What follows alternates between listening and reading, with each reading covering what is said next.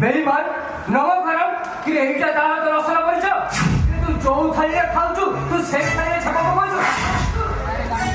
एटा दो तते मु आज छाई नाइ ना तते मु आज सालू कथा तो सुन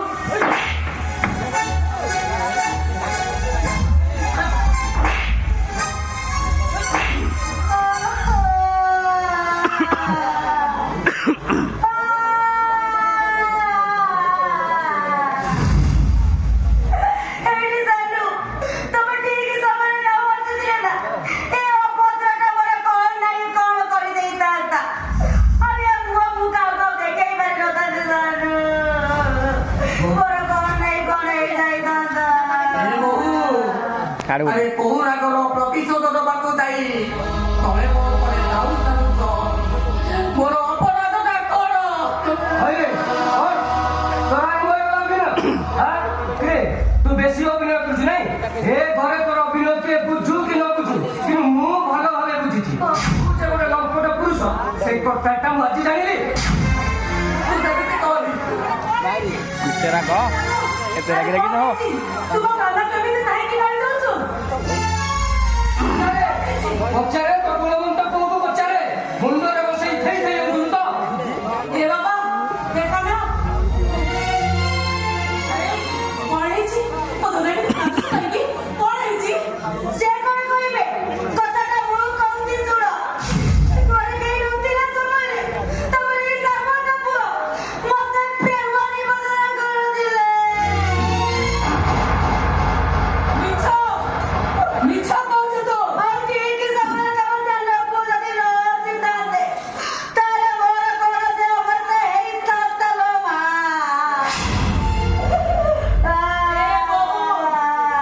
କାହିଁକି ମୋ ତୁଳସୀ ପରି ପୁଅ ଉପରେ କଳଙ୍କ ଲଦି ଦଉଛୁ ଆଲୋ କାହିଁକି ତୋ ପାପ ଦୃଷ୍ଟିଟା ଆମର ପକେଇଛୁ ତୁ ମୁଁ ଜାଣିଥିଲି ତାର କୌଣସି ଭୂତ ଦେଖା ଯିବ ସେଇଥିପାଇଁ ସେ ମୋର ଆଜି ଏତେ ବଡ଼ ସର୍ବନାଶ କରିବାକୁ ବସିଲେ नो आपरामु ए हाथे तम दी जन को छोट रो बड़ करछु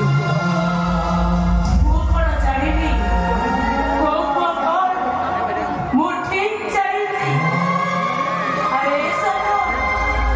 ये तो सेई बड़ भाई से पकड़ पस्ता पकड़ तोरे बाटो मु सेट शांत न परि जा डीजे नो भाई तो भाई खाइबा को साइड रखुती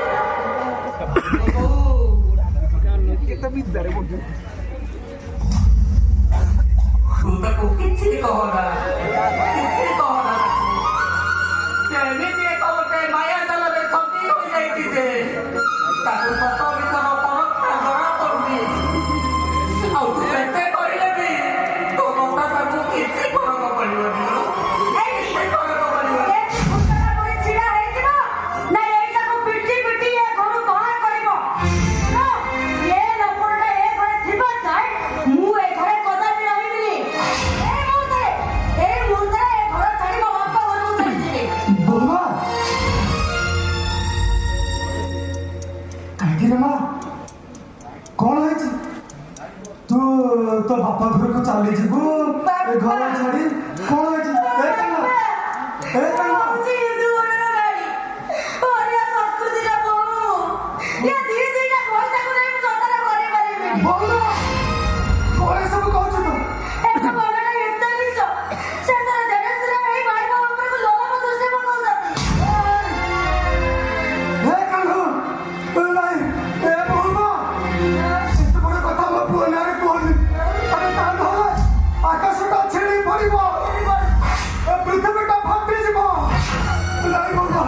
ए कन्नू अरे मु तते पचारछि बोमा जा कहि गले ए कथा सब कोन सत्य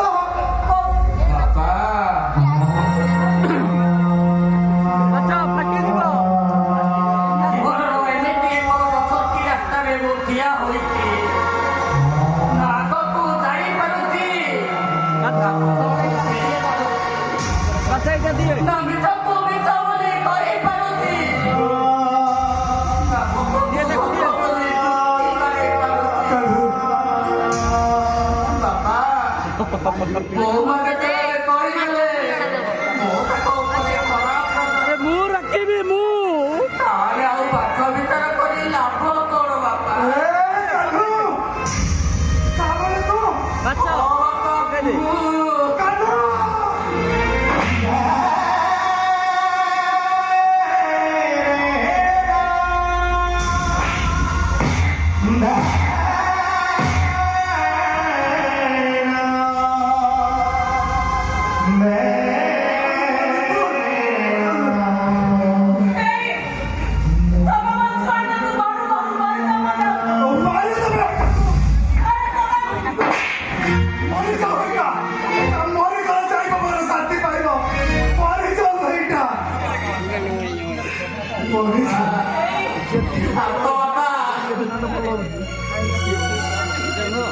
ଜଗତରେ ମୁଁ ତ କିଛି ବି ମୋତେ ମାରି